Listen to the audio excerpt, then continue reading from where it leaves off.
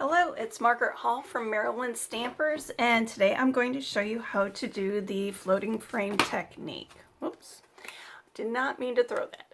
Anyway, so you can see here I've used the Love You to Pieces stamp set and coordinating dies, and I've cut a whole bunch of these cute little puzzle pieces out of the Bird Ballad paper using the stripe. It's just super cute. The reverse side does have those gorgeous birds that everyone's cutting out, so you might not want to use that one. But anyway, I thought it was adorable, so I went with it.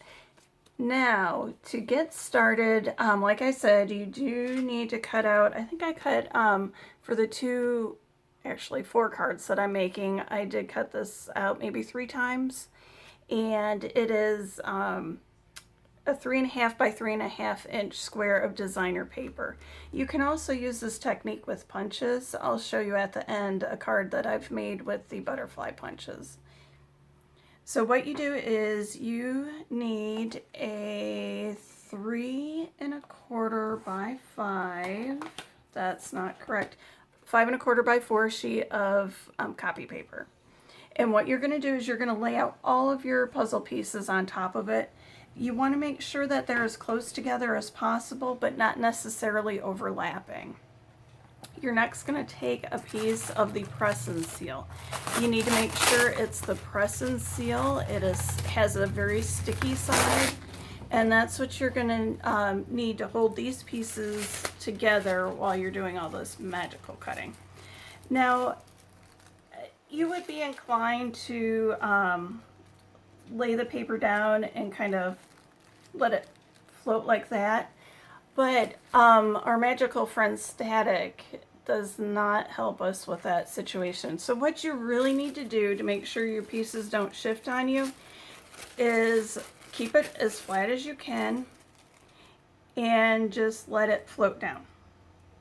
And you'll see some of those pieces did pop up, which was kind of cool. But what you do then is you press. And I'm not pressing terribly hard, but I am going to go in and rub in between those pieces because I do want this to stick to that copy paper. Let's see our friend Static there. Okay, so I think I've got that pretty set. Next, what I like to do is cut off the extra press and seal. Again, make sure it's the press and seal, not the cling wrap, because the cling wrap will not work. I sent my husband out to get some, and I told him cling wrap, and that's what he got me because he's awesome. But it was not what I needed, so I sent him back out. After an eye roll and a seriously, he came back with what I needed because, like I said, he's awesome. So that to me just helps get some of that extra away because it likes to fold on itself and get in my way. Then I am actually going to come back and trim even a little closer. I know it's twice the work, but to me it's worth the extra time to make sure that it's right. I'd rather spend a few extra minutes doing this than messing my whole project up.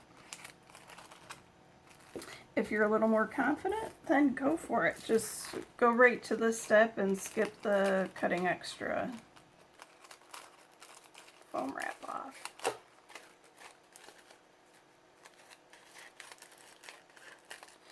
Alright, there we go. So now it's cut down more to shape. Next we're going to take our framelits, which they're on my Big Shot. Let's move this over. And I can't wait until we get our new cutting machine, whatever it may be, because as you can see, mine is looking pretty rough, and of course my cat's chewed on my ribbon. I should probably replace that. That's just so when I'm together with a lot of people, they know whose is mine. Like it really matters, but anyway, so what you're going to do, and you'll see that I'm actually setting this off center on my cutting platform. And that's because when you have it set at a diagonal, it cuts so much smoother. And you don't get those big clunk clunks when you're running it through the Big Shot. if you have them here on the angle. And you just want to make sure that you're cutting out the edges and not space. So there we go. I think, let me double check that.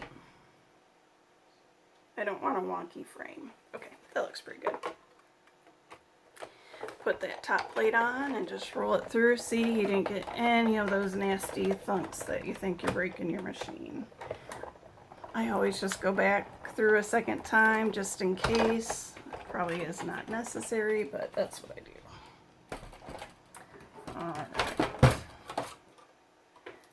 Now we have, oh, they already fell apart. We have two pieces. This is going to be trash. We don't need that. Next, here we come in with all sorts of dimensionals. First, you're going to, before you get going with your dimensionals, you're going to peel off your copy paper backing. Now this part, especially with this frame, is a little tricky because it does like to fold up and get weird. So we want to try to keep it in its nice frame shape. So I actually, when I'm doing my cards, I do one at a time.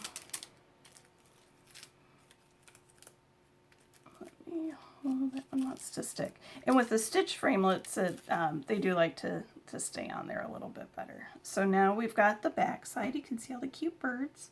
I'm going to put this on pause in just a moment, but I'm going to show you. I'm going to come through here and I am just going to go crazy with the dimensionals. This is not a time to be skimpy with them because that's what actually keeps us up and off your project. So I'm going to pause this and I will be right back. Okay, so I am back and I've got dimensionals on the backs of both pieces and I've removed all the backing. I'd say that's probably my least favorite part of this project because of the dimensionals, but it's so cute, you just have to do it anyway. So what I'm doing is I'm just kind of picking this up and I've got a folded card base here. And hopefully I keep this in the camera. You want to try to keep this straight, and I just lost a tiny little bit of my dimensional here. Let's see if I can get that back on. I do, as you notice, I've got large and mini dimensionals on here, and I also have little strips that I've cut for the tiny pieces. Oh, I think I missed the backing on that. I did. There. Now I'm stuck to everything else. So it goes. Okay. You're definitely getting a real life idea how this works. So what I'm doing is I'm sorry if my head's in there. Laying that down very carefully up there and doing my best to keep this as flat and as straight and its regular shape that I can. And oops, that went crooked. See, that's a good thing about these. If you don't press down, you still have a little bit of wiggle room. I lost a dimensional somewhere. I'll probably be able to find that. Yep, right here in this corner. That was easy. Okay, so now that is a little bit bunched up, but I'm just going to go and gently press that down. And that looks pretty darn good. Now, it is a little off center. And that is the tricky part about doing a part of a full-size frame if you don't have it going to the full edge of your card. What you can do is you can just put it on another piece of cardstock and then trim it and then attach it to your card. And that's what happened with this one. Is I put it on my card front and it was way off. So I just cut it down and then I adhered it to a new card front. No big deal. So, all right, so I've got that down, and now you carefully peel away the cling wrap.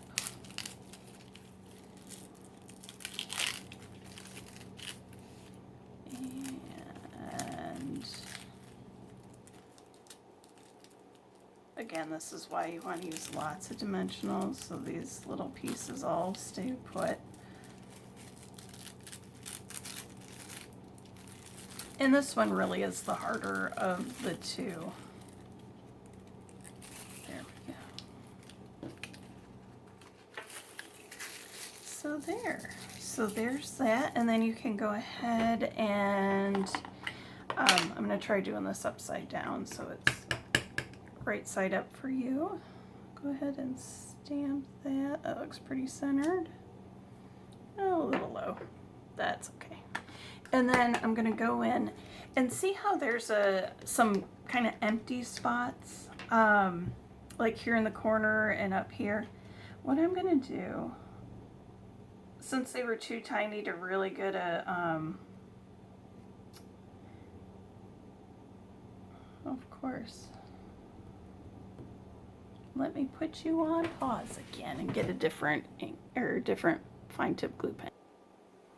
Okay, I'm back with one that flows. Here we go. I'm going to go ahead and add some glue and some rhinestones to this to help fill in the square so it keeps that the rectangle shape.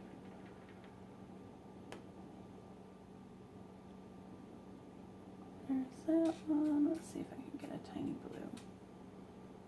Oh, this white one will work. I like these real little ones. They're just hard to get a hold of sometimes. So what you would do is you'd go ahead and then put one down over here. Just to help fill in and keep that your eye, it tricks your eye into thinking that it's still a full solid rectangle line. So I could probably fill in a few more, and then I would then add maybe 1, 2, 3 there to the front just to tie the sequins in. On my other sample I did not do the sequins, but they're really cute. I might have to go back and do that. I do like the sequins. Get that blue one. There. So very cute. And now we'll do the second one. This one I already have the backing off. So we'll center this. And this one you could do either way. And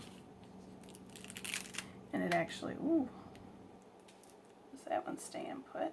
Good thing I can shift these other ones. Put that down here. That one's pretty good. There. See, it's amazing how you can just kind of fix that. Peel this off. And I just love this puzzle stamp set. What is it called? Love You to Pieces. I say that to my family all the time. My mom, my dad, my kids, my honey. And so I knew I had to have this set. And of course I got it. It was one of the first ones I got last year. Oh, cat hair. One of my other favorite embellishments. There, get rid of that. Not everyone enjoys cat hair.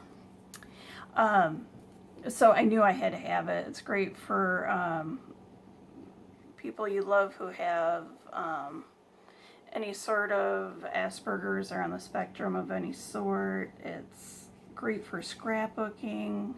I know every winter we have a puzzle going, at least one puzzle going every winter.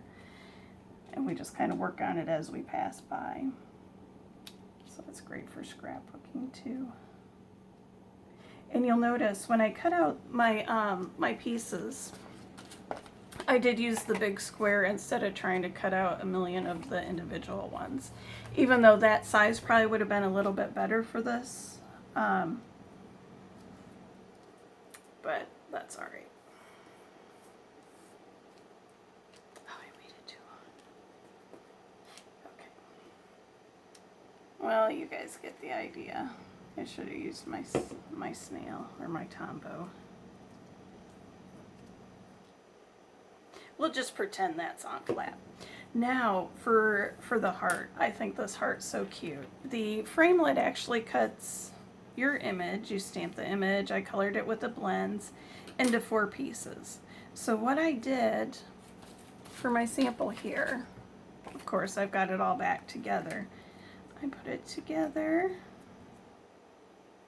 upside down. Made sure it was all together.